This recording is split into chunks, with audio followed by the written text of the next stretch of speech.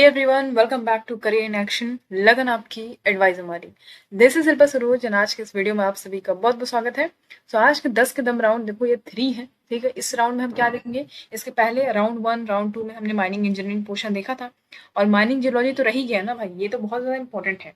और जियोलॉजी से ऐसा क्वेश्चन पूछेगा ना कि आपको तो मतलब खोपड़ी वगैरह सब घूम जाएगा। फिलहाल हम वही देखेंगे आज के इस वीडियो में। ठीक है, देखो जियोलॉजी से बहुत ही ऐसा क्वेश्चन आएगा जो बहुत डीप होते हैं। ठीक है, हमने क्लास तो कराया है, बाकी तैयारी सबकी हो गई है। और ऑल द बेस्ट आप सबके एग्जाम के लिए। ठीक है, बहुत अच्छे से एग्जाम दीजिएगा और ज़्यादा घबराने की जरूरत नहीं है, फोकस होकर एग्जाम दीजिएगा थोड़ा सा टाइम लेके। ठीक है, जो भी क्वेश्चन आप पढ़ो बहुत अच्छे से पढ़ो और उसको थोड़ा सा लिंक करने की कोशिश करो कि जो भी आप पढ़े हो पहले, ठीक है, उससे थोड़ा सा लिंक करने की कोशिश करिए कि क्या हो सकता है इसका आंसर। तब जो है आंसर पे जाइए। ठीक है, ये नहीं कि क्वेश्चन पढ़ा डायरेक्ट हम ऑप्शन पे आ गए कि हाँ भाई यही इसका आंसर होगा, तुक्का लगा दिया। तो हमेशा उस फैक्ट को जाइएगा, फैक्ट्स क्या कहता है उस पे जाके तब आप आंसर पे जाइएगा। ठीक है, फैक्ट्स को ध्यान में रखते हुए। तो चलो फिर आज का जो है 10 कदम राउंड स्टार्ट करते हैं। तो अभी देखो यहाँ पे ये 2 होगा। तो अर्लियर क्वेश्चन जो था, ठीक है, 10 कदम राउंड 2 में वो क्या था? देखो क्वेश्चन मिला था आपको, chronostratigraphic unit corresponding to geological time unit period is. तो यहाँ पे बोल रहा है कि क्रोनोस्टैटिक ग्राफिक यूनिट, तो ये क्या होता है पहले तो ये जानो। तो क्रोनोस्टैटिक ग्राफी की जब हम बात करते हैं इसका मतलब क्या होता है? क्रोनोस्टैटिक ग्राफी इसका मतलब क्या होता है जरा ये देख लो पहले। ठीक है, क्रोनोस्टैटिक ग्राफी, व्हाट इज दिस? तो इसका मतलब ये होता है कि जो स्टैटिक ग्राफी है उसका एलिमेंट, ठीक है, वो किससे डील करते हैं? जो भी स्ट्रैटा है उसका एज कितना है, टाइम रिलेशन कैसा है उनका। तो जो भी एज है स्ट्रैटा का, उनका टाइम रिलेशन क्या, मतलब दोनों का कनेक्शन है, वो पूरा इसको डील करता है। ठीक है, the elements of stratigraphy that deals with the age of strata and their time relation. अच्छा, ये तो हो गया। अभी बात हम करेंगे कि क्रोनोस्टैटिक ग्राफिक यूनिट लिखा हुआ है इसका मतलब क्या होता है।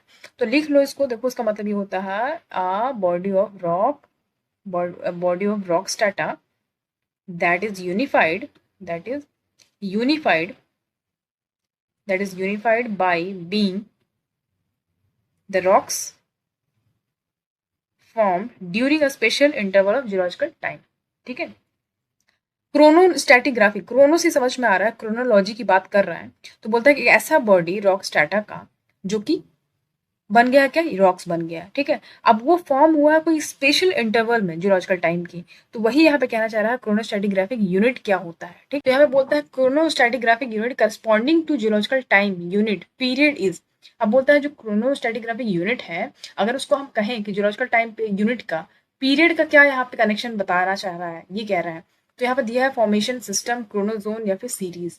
तो यहाँ पे आप देख रहे हो क्रोनोस्टैटिक यूनिट लिखा हुआ है एक साइड में। ठीक है, इधर लिखा है जियोक्रॉनिक यूनिट। तो उनका जियोलॉजिकल टाइम जो है, वो यूनिट जो है वो कैसे दिया गया है। तो यहाँ पे बोलता है कि देखो स्टेज को यहाँ पे किससे करस्पॉन्डिंग किया गया? एज से। ठीक है, स्टेज का एज और सीरीज का इपॉच होता है, सिस्टम का पीरियड होता है, इराथम का एरा और इनोथम का इयोन होता है। ठीक है, तो आपसे इस पांचों ऑप्शन में से कुछ भी पूछ सकता है कि ये क्रोनोस्टैटिक यूनिट है, ये करस्पॉन्डिंग टू जियोलॉजिकल टाइम। यहाँ पे जो पीरियड लिखा हुआ है ना, इसके जगह पे आपको एरा भी लिख सकता है। अगर एरा लिखेगा तो आप इरेथम लगाओगे। ठीक है, अगर यहाँ पे एज लिखा होता, जियोलॉजिकल टाइम यूनिट एज, तब आप स्टेज लगाते हैं। ठीक है, तब आपका स्टेज लगाते हैं। अब सीरीज कब लगाते हैं? जब आप इपॉच दिया होता तब आप सीरीज लगा देते हैं। ठीक है, तो इस तरीके से बेसिकली इसको पहचानना पड़ता है। ओके, आई होप कि आपको समझ में आ गया हो। तो इसका राइट आंसर आपका सिस्टम हो जाएगा। ठीक है, देखिए पीरियड का पूछा था ना, तो सिस्टम हो जाएगा। चलो ये समझ में आ गया, आगे बढ़ो। तो वो सबसे पहला क्वेश्चन क्या कहता है हमारा, सबसे पहला क्वेश्चन जानना जरूरी है। देखो सबसे पहला क्वेश्चन है विच of the following is not a clastic origin. अब बोलता है कि कौन सा इस चार ऑप्शन में से क्लास्टिक ओरिजिन का नहीं है। ठीक है, तो पहली बात तो हमें यही पता होना चाहिए क्लास्टिक रॉक क्या होता है। राइट, हमें यही नहीं पता कि क्लास्टिक रॉक क्या है, तो हम क्या ही आगे क्वेश्चन लगाएंगे। राइट, तो ये चीज है। तो आप स्पेस दे रहे हैं, टाइम दे रहे हैं आपको, आप थोड़ा सा इसको करो। ठीक है, पेन पेपर अगर हो पास में तो अच्छी बात है, नहीं है तो भी मन में मतलब इसको सोचिए कि क्या इसका आंसर हो सकता है। राइट, तो यहाँ पर दिया चर्ट, कॉन्ग्लोमरेट, सैंडस्टोन और शेल। तो क्या इसका आंसर हो सकता है? कौन सा क्लास्टिक ओरिजिन का इस चार ऑप्शन में से नहीं है क्लास्टिक ओरिजिन का? ठीक है, ओके, तो सबसे पहले तो यहाँ पे देख लो कि क्लास्टिक रॉक्स क्या होता है। क्लास्टिक रॉक्स, ठीक है, तो हमने पढ़ा है क्लास्टिक रॉक्स क्या होता है, एक ऐसा टाइप है रॉक्स का जिसमें आपको क्लास्ट या फिर फ्रैगमेंट्स दिखते हैं, मतलब प्री एग्जिस्टिंग रॉक्स की, मतलब पहले के जो पत्थर हैं, सेडिमेंट्स हैं, वो सबका क्या मिलता है, उसी से बन के एक क्लास्ट का या फ्रैगमेंट्स का फॉर्मेशन होता है, वही बन जाता है आपका क्लास्टिक रॉक्स। ठीक है, तो ये जो आपका क्लास्ट है ना, क्लास्ट को बोलते क्या है, ये फ्रैगमेंट्स होते हैं, fragments of rock broken of pre existing rocks. तो जो भी प्री एग्जिस्टिंग रॉक्स हैं, उनका जो रॉक्स होगा उसके फ्रैगमेंट्स टूट जाते हैं, ब्रोक कर जाते हैं, तो वो बन जाते हैं साथ जब इकट्ठा होते हैं तो बन जाते हैं क्लास्ट। ठीक है, तो क्लास्ट का जो रेंज है ग्रेन साइज की, अगर हम बात करें तो फाइन स्लिट से लेके लार्ज कॉबल्स तक हो सकते हैं। ठीक है, मतलब छोटे साइज से लेके, मतलब बहुत फाइन सिल्ट से लेके आपका बोल्डर्स तक हो सकते हैं। ठीक है, बड़े बड़े। तो ये कहता है, तो अगर हम क्लास्टिक रॉक्स की बात करें तो ये कैसे फॉर्म होता है, from the cementation of this fragmentation, जो भी फ्रैगमेंट्स हैं इन सबका सीमेंटेशन हो जाता है तो फिर आपका क्लास्टिक रॉक्स बन जाता है। ये तो समझ में आ गया, लेकिन 3 तरीके के क्लास्टिक रॉक्स होते हैं, ये भी जानना आपका ज़रूरी है। अगर ये 3 का आपको पता चल गया तो आप ये आंसर सॉल्व कर लोगे। तो 3 तरीके जो क्लास्टिक रॉक्स हैं वो कौन से हैं देख लो। तो क्लास्टिक रॉक जो है आपका सेडिमेंट्री रॉक्स में आ जाएगा। पहली बात तो ये जान लो, मान लीजिए यही क्वेश्चन पूछ लिया तो पता चला आपका बक्का रह जाओ ऐसे ही। ठीक है, सेडिमेंट्री रॉक्स की कैटेगरी में आ जाएगा, ये भी जान लो। अच्छा, तो जो कैटेगरी है, ठीक है, अगर आप कैटेगरी रेंज देखें ग्रेन साइज का तो इसको सब क्लासिफाई किया गया। तो जो मेन टाइप के क्लास्टिक सेडिमेंट्री रॉक्स हैं उसको इस तरीके से यहाँ बताया गया है, लार्ज से स्मॉलेस्ट ग्रेन साइज के ऑर्डर में। तो यहाँ पे पहले बताया गया, देखो कॉन्ग्लोमेरेट होता है। ठीक है, इसको कॉन्ग्लोमेरेट एंड ब्रेसिया भी बोल सकते हो, साथ में लिख देते हैं इसको। फिर आपका सैंडस्टोन होता है, फिर आपका यहाँ पे सिलस्टोन होता है। ठीक है, एंड मडस्टोन। ठीक है, तो इसका राइट आंसर क्या हो जाएगा, चर्ट हो जाएगा। ठीक है, चर्ट हो जाएगा। ठीक है, अब यहाँ पे बात करेंगे चर्ट की। तो चर्ट जो आपको दिख रहा है ना, इसको हम ये फाइन ग्रेन का होता है, ये non non crystalline sedimentary rock है। ठीक है, नॉन क्रिस्टलिन सेडिमेंट्री रॉक है, इसको याद रखिएगा, नॉन क्लास्टिक सेडिमेंट्री रॉक से एक तरीके से। ओके, तो ये आपका राइट आंसर हो जाएगा आपका क्या, चर्ट। ठीक है, क्योंकि यहाँ पे आपका नॉट पूछा है, बाकी सारे ही आपका क्लास्टिक ओरिजिन से हैं। ओके, चलो आगे बढ़ा, क्वेश्चन नंबर 2 देखो। केमिकल नेम ऑफ स्फीन इज, अब यहाँ पे बोल रहे हैं केमिकल नेम बताना है स्फीन का।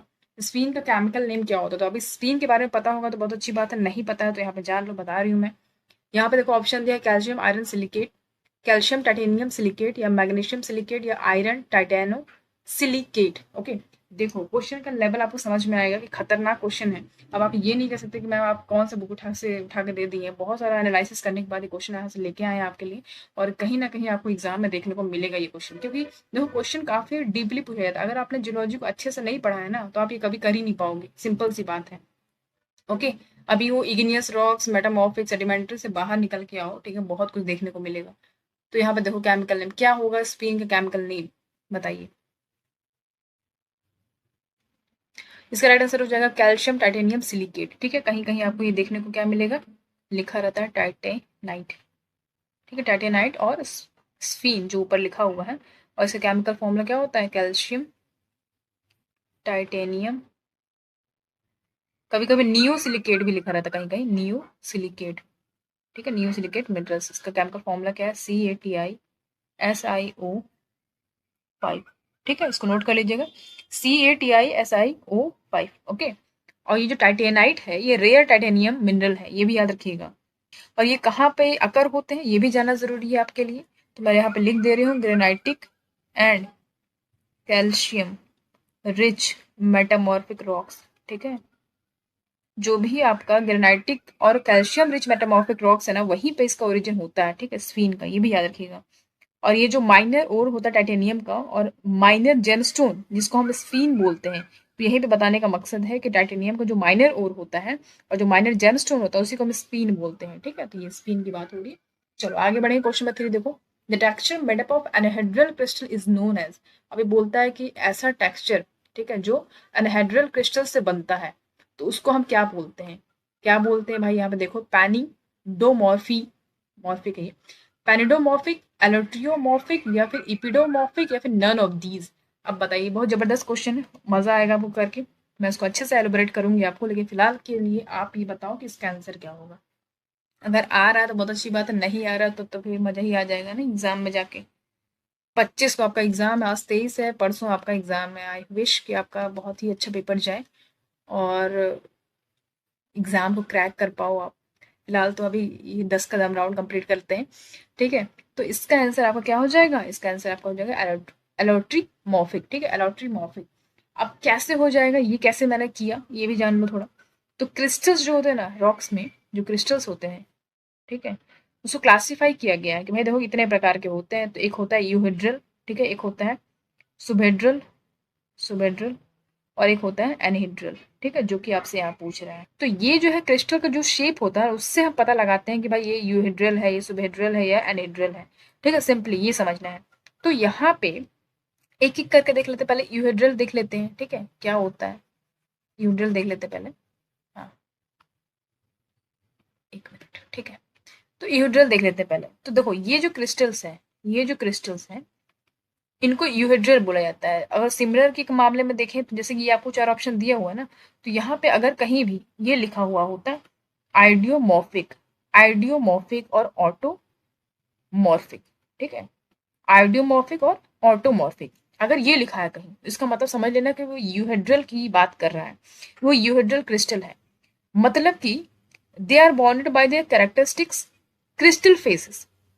मतलब कि ये समझेंगे, अगर किसी और वर्ड में अगर हम समझाने की कोशिश करें आपको, तो मतलब कि when they show their crystal habits, मतलब जब वो अपने क्रिस्टल हैबिट्स को शो करें, क्रिस्टल फेसेस वहां पे दिखने को मिले आपको, मतलब समझ लीजिएगा कि वो यूहेड्रल क्रिस्टल्स हैं, ठीक है, ये कह रहा है। उसके बाद बोलता है एनहेड्रल क्रिस्टल, एनहेड्रल क्रिस्टल की बात करेंगे।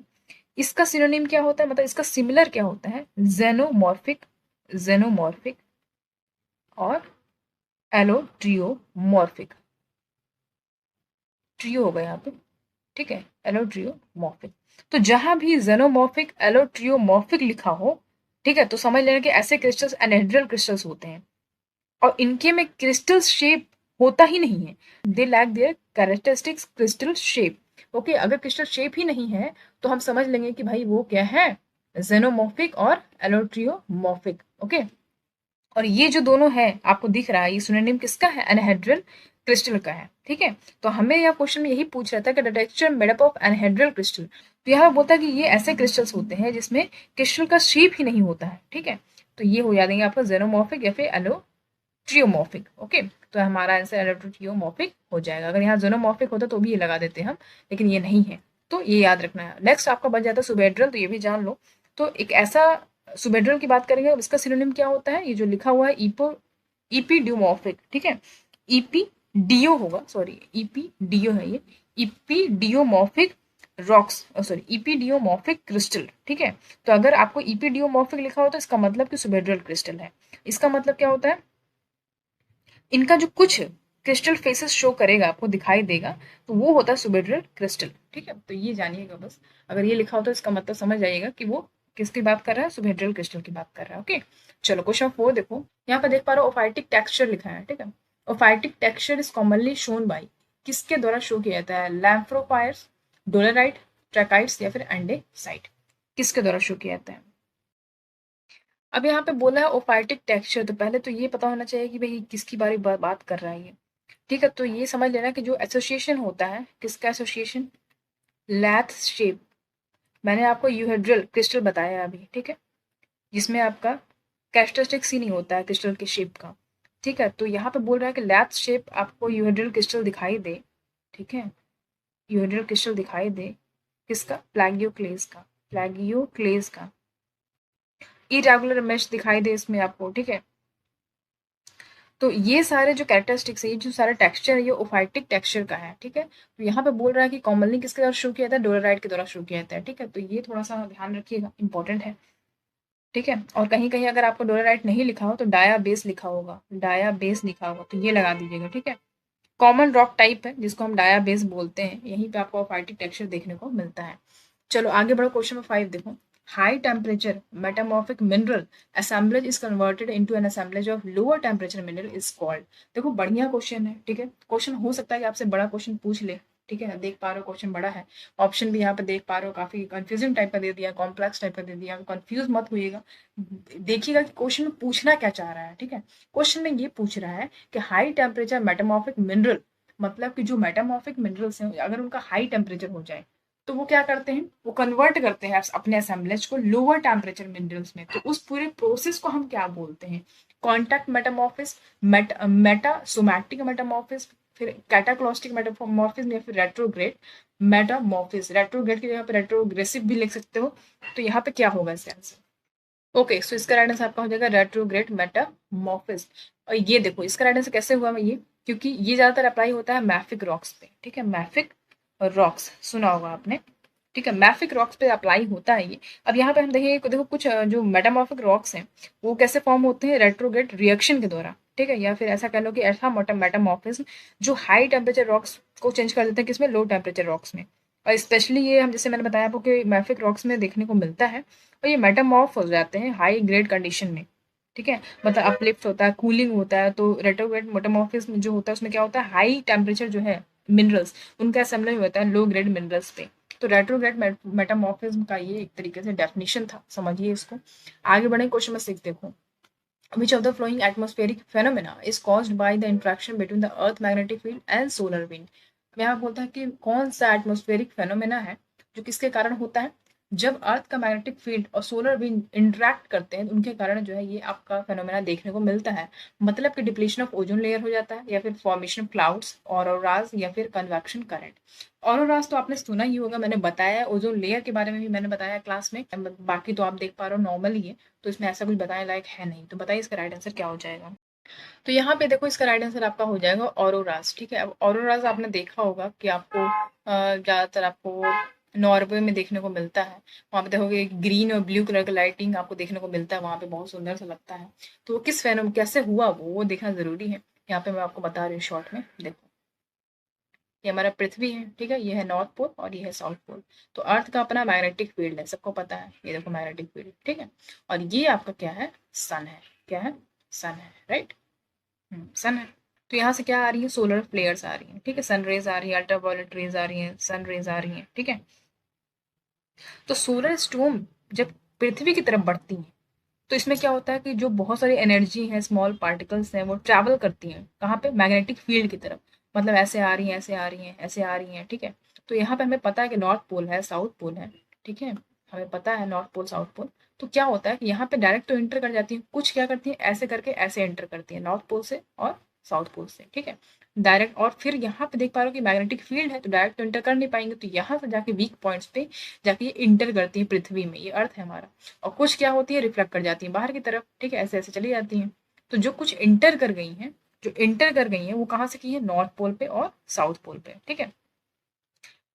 तो यहाँ पे क्या होता है, ये जो पार्टिकल्स इंटरेक्ट कर रही हैं, जो हमारा जो एटमॉस्फेयर में जो गैसेस प्रेजेंट हैं, उनसे जैसे ही वो इंटरेक्ट करेंगी, ठीक है, तो ये ब्यूटीफुल डिस्प्ले करने लगेंगी। लाइट से आपको देखने को मिलता है, जो मैं बता रही हूँ कि ब्लू ग्रीन और इस तरीके से लाइट देखने को मिलता है, ठीक है। तो उस तरीके का आपको यहाँ पे देखने को मिलता है जब ये रिएक्ट करती हैं अर्थ के एटमॉस्फेयर से, मतलब वहाँ पे गैसेस होंगी ऑब्वियसली, तो उनसे रिएक्ट करेंगे तो बहुत डिफरेंट डिफरेंट कलर्स को ये लोग क्या करते हैं, अपीयर करती हैं। तो ज़्यादातर आपको देखने को मिलेगा ग्रीन लाइट और रेड लाइट, ठीक है, ग्रीन लाइट और रेड लाइट।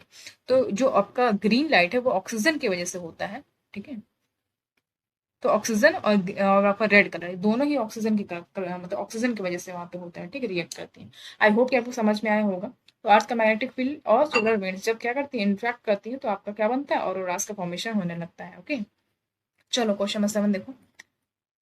देखो मैं यही मेरा कोशिश है कि आपको कोई भी कॉन्सेप्ट है ना वो क्लियर होना चाहिए, ताकि आप एग्जाम में अगर उससे रिलेटेड और भी क्वेश्चन पूछ रहा है तो आप उसको भी कर पाओ। ये थोड़ी है कि बस खाली क्वेश्चन पढ़ दिए, हाँ ये इसका आंसर होगा, कॉन्सेप्ट क्लियर नहीं है, फैक्ट्स क्लियर नहीं है। तो ऐसा नहीं होता है पढ़ाई, सिंपल सी बात है, ठीक है। पढ़ाई के साथ जो है आपको काम चोरी नहीं करना है, ठीक है। हमेशा कॉन्सेप्ट को क्लियर रखिए ताकि आपसे आपके से एक क्वेश्चन से अगर 50 क्वेश्चन पूछे तो आपको कर पाओ, राइट।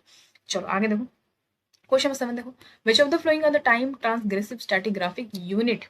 ओके, देखो जबरदस्त क्वेश्चन है, इंपॉर्टेंट तो है, आपने सुना नहीं होगा, ऐसा क्वेश्चन है यहाँ पे, मुझे ऐसा दिख रहा है, दिख क्या, मैं ऐसा बनाई हूँ। तो ऑप्शन दिया आपका लिथोस्टैटिग्राफिक, बायोस्टैटिग्राफिक, क्रोनोस्टैटिग्राफिक और नन ऑफ दीज। ओके, हाँ जी। तो यहाँ पे देखो, तो यहाँ पे बोल रहा है कि which of the following are time transgressive stratigraphic unit.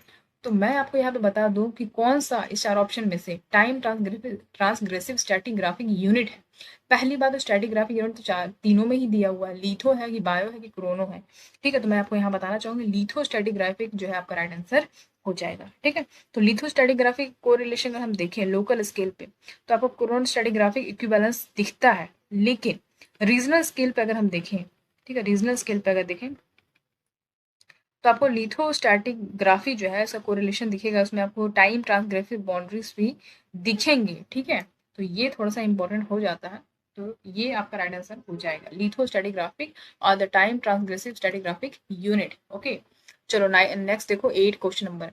What is the name of geobotanical indicator plant for copper, CU जिसको बोलते हैं। ओके, तो यहाँ पे बोल रहे हैं कि यहाँ पे नाम देखो, नाम दिया हुआ है, ठीक है, साइंटिफिक नेम है, साइंटिफिक नेम बोल रहा है जियो बोटानिकल इंडिकेटर प्लांट है कॉपर के लिए, उसका नाम क्या है, तो वो हम यहाँ पे देखेंगे। ठीक है, यहाँ पे देखो ऑप्शन क्या दिया, क्लैडोथ्रिक्स डाइटोमा, स्पाइरोफाइलम स्पाइरोफाइलम फेरुजीनियम, बैसियम हॉम्बली या फिर क्रैनोथ्रिक्स पॉलीपोर। जबरदस्त क्वेश्चन है, ठीक है, ऑप्शन तो पढ़ ही नहीं पाओगे आप फिलहाल। यहाँ पे हमें ये देखना है कि इसका आंसर क्या होगा, चलो बता दो जल्दी से। ठीक है, इसका राइट आंसर आपका हो जाएगा बेसियम हॉम्बली। ठीक है, बेसियम हॉम्बली। अब ये जो जियो बोटानिकल इंडिकेटर प्लांट जो दिख रहा है ना, इसको हम क्या बोलते हैं, एक बहुत ही फेथफुल इंडिकेटर प्लांट है जिसको हम बोलते हैं ओसीमम। ओसीमम आपसे दोनों तरीके से पूछ सकते हैं, या आप ये पूछ लेगा या फिर ये पूछ लेगा। तो ओसीमम सेंट्रालिया फ्रीकैनम, ठीक है, यहाँ लिख दे रही हूँ सही से, सेंट्रालिया फ्रीकैनम। ठीक है, ओसिमम सेंट्रालिया फ्रीकैनम, ये जो है ये कॉपर प्लांट है या फिर कॉपर फ्लावर बोल लो, जिसको पहले मतलब बैसियम हॉम्बली बोला जाता था। ये जो आपको देख रहे हो ना, बैसियम हॉम्बली पहले बोला जाता था, मतलब फॉर्मली इसको ये बोला जाता था, अभी इसको ओसिमम सेंट्रालिया फ्रीकैनम, ये जो प्लांट है इसको कॉपर प्लांट बोलते हैं या कॉपर फ्लावर बोल लो। ठीक है, तो ये थोड़ा सा याद रखिएगा। ये कहाँ पे पाया जाता है, कॉपर कंटेनिंग सॉइल जहाँ पे भी हो, कॉपर या निकल बोल लो, जहाँ पे ऐसी सॉइल हो, जैसे मान लीजिए आपको सदर्न अफ्रीका में देखने को मिल जाएगा। ठीक है, सेंट्रल अफ्रीका और सदर्न अफ्रीका में देखने को मिल जाएगा। तो कॉपर और ऐसे सॉइल जहाँ पे हैं तो वहीं पे आपको ये प्लांट देखने को मिलेगा, बैसियम हॉम्बली। यही क्वेश्चन मैं आपसे पूछ रहा था, geobotanical indicator plant for copper. ठीक है, तो ये थोड़ा सा याद रखिएगा। आगे बढ़ेंगे, क्वेश्चन नंबर 9 देखो। Conglomerate consisting only of pebble cobbles boulders of a single kind of rock is known as. तो कॉन्ग्लोमेरेट कंसिस्टिंग मतलब बोल रहे कॉन्ग्लोमेरेट जिसमें मतलब पेबल्स कॉबलर और बोल्डर्स देखने को मिलते हैं और सिंगल रॉक्स में देखने को मिलते हैं। ठीक है, तो उसको हम कौन सा कॉन्ग्लोमेरेट बोलते हैं, ओलिगोमिक्टिक कॉन्ग्लोमेरेट, पॉलीमिक्टिक कॉन्ग्लोमेरेट, पेट्रोमिक्टिक कॉन्ग्लोमेरेट या फिर असॉर्टेड कॉन्ग्लोमेरेट। ओके, तो सबसे पहले तो ये जानो कि कॉन्ग्लोमेरेट रॉक्स होता क्या है, राइट। पहले तो बेस क्लियर होना चाहिए ना, कॉन्ग्लोमेरेट रॉक्स क्या होता है। तो जब भी ये कॉन्ग्लोमेरेट लिखा हो इसका मतलब समझ लेना कि वो क्लास्टिक सेडिमेंट्री रॉक्स के बारे में बात हो रही है। ठीक है, हाँ, तो ये जो है अगर हम देखें तो किससे बनता है ये, मतलब राउंडेड शेप का होता है, मतलब सब एंगुलर ग्रेवल साइज क्लास्ट होता है एक तरीके से। सब एंगुलर ऐसा नहीं है कि कोई फिक्स्ड इसका शेप है, लाइक ऐसा स्क्वायर हो गया, सर्कुलर हो गया, ऐसा नहीं है।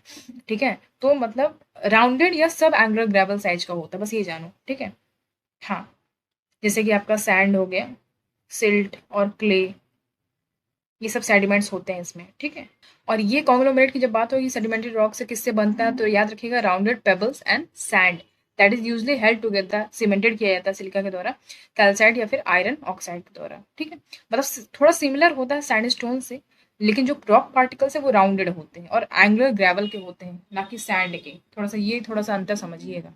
अब यहाँ पे क्वेश्चन आपसे ये बोल रहा है कि ऐसा कॉन्ग्लोमेरेट जिसमें यहाँ पे सिंगल काइंड ऑफ रॉक्स की बात हो रहा है। जब भी हमें पता होता है कि भाई यहाँ पे नंबरिंग की बात हो रही है तो हमें ये थोड़ा सा ध्यान रखना होता है कि भाई कौन सा सही होगा ऑप्शन। तो हमें चारों अगर पता होता तो हम कर ले जाते, है ना।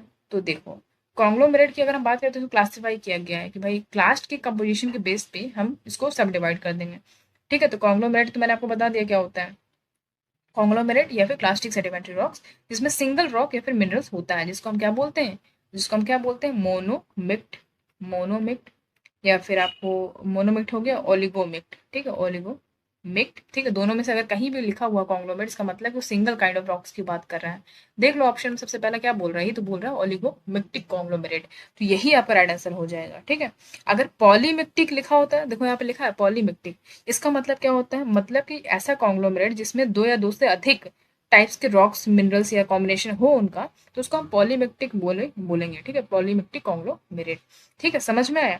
अब यहाँ पे आप देख पा रहे हो पेट्रोमिक्टिक लिखा है, इसका मतलब क्या होता है, मतलब कि पॉलीमिक्टिक, जिसमें बोल रहा है कि पेट्रोमिक्टिक का मतलब ये होता है कि अगर कोई पॉलीमिक्टिक कॉन्ग्लोमेरेट है और उसमें किसी टाइप का असॉर्टमेंट है, ठीक है, क्लास्ट को लेके अनस्टेबल रॉक्स मिनरल्स हैं उसमें, तो उसको हम पेट्रोमिक्टिक बोलेंगे, ठीक है। और असॉर्टेड मतलब क्या होता है, असॉर्टेड लास्ट है आपका, ठीक है, जिसमें आपको असॉर्टेड मिनरल्स देखने को मिले, ठीक है, तो वो तो होगा नहीं ऑप्शन, तो फिलहाल ये आपका राइट आंसर हो जाएगा, ओके।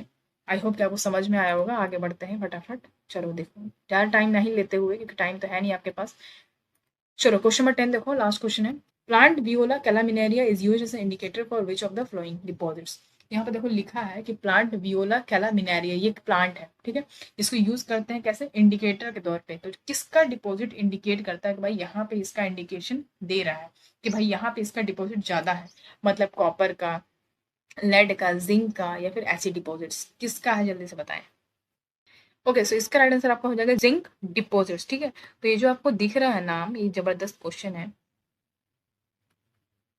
तो वियोला या वायोला जो बोलना चाहो बोल सकते हो, वायोला वायोला या फिर वियोला। वियोला कैलेमिना जो है ये जबरदस्त कैरेक्टरिस्टिक्स है एक जियो बोटेनिकल इंडिकेटर का, ठीक है। ये किसका प्रेजेंस बताता है, जिंक डिपॉजिट्स का। जिस एरिया में जिंक डिपॉजिट बहुत ज्यादा होगा तो वहां पे ये जो प्लांट है वो इंडिकेट करेगा, ठीक है। कैलामाइन की बात करें तो ये हिस्टोरिक नेम है जिंक की ओर का, इसीलिए इसको इस नाम से बोला जा रहा है, वायोला कैलेमिना, ठीक है। तो ये थोड़ा सा याद रखिएगा। और ये कभी कभी आपको येलो कैलामाइन वॉयलेट भी लिखा रहता है, येलो कैलामाइन वॉयलेट भी लिखा होता है, ठीक है। इसीलिए इसको वॉयला कैलामिनेरिया बोला जाता है, ठीक है। तो इसको थोड़ा सा याद रखिएगा कि जिंक और डिपॉजिट के लिए गजब का इंडिकेटर है, ठीक है। हाँ, ओके ओके, चलिए तो ये हो गया आपके 10 कदम राउंड का 10 क्वेश्चन। आई होप कि आपको समझ में आया होगा क्लियरली क्या क्वेश्चन पूछा जा रहा है, कैसे आप सही उत्तर देना है इसका, ठीक है। और लास्ट में मुझे ये बताइए कितना स्कोर किया आपने, ठीक है, आउट ऑफ 10। ओके, सब लोग इसका कमेंट सेक्शन में आंसर देंगे। और यहाँ पे क्वेश्चन ऑफ द डे आपके लिए देखो है, विच of the flowing guide is most important and used in the prospecting of bauxite deposits, ठीक है। तो कौन सा गाइड जो है बहुत ज्यादा इंपॉर्टेंट है, जिसको यूज किया जाता है बॉक्साइट डिपॉजिट्स को प्रोस्पेक्ट करने के लिए, stratigraphic guide, structural guide, mineralogical guide, या फिर फिजियोग्राफिक गाइड। चलिए इसके आंसर फटाफट आप लोग कमेंट सेक्शन में कमेंट करके दे दीजिएगा, ओके। बाकी कोई कंफ्यूजन हो कमेंट में कमेंट कर दीजिएगा, बाकी इसका पीडीएफ जो है आपको टेलीग्राम ग्रुप पे मिल जाएगा, ओके। और इसका आंसर की यहाँ पे दिया हुआ है, ठीक है। तो फटाफट इसको देख लेना, सारा अच्छे से डिस्क्राइब किया गया है, उसको देख लेना, वहां से आप इसको रिवीजन कर सकते हो। बाकी आप हमारा ऐप डाउनलोड नहीं किया तो ऐप डाउनलोड कर लीजिएगा, वहाँ पे बहुत सारे कोर्सेज हैं, you can purchase from there, okay. So आज के लिए इतना ही रखते हैं, मिलेंगे आपसे अगले क्लास में। Thank you so much for watching, see you in the next class.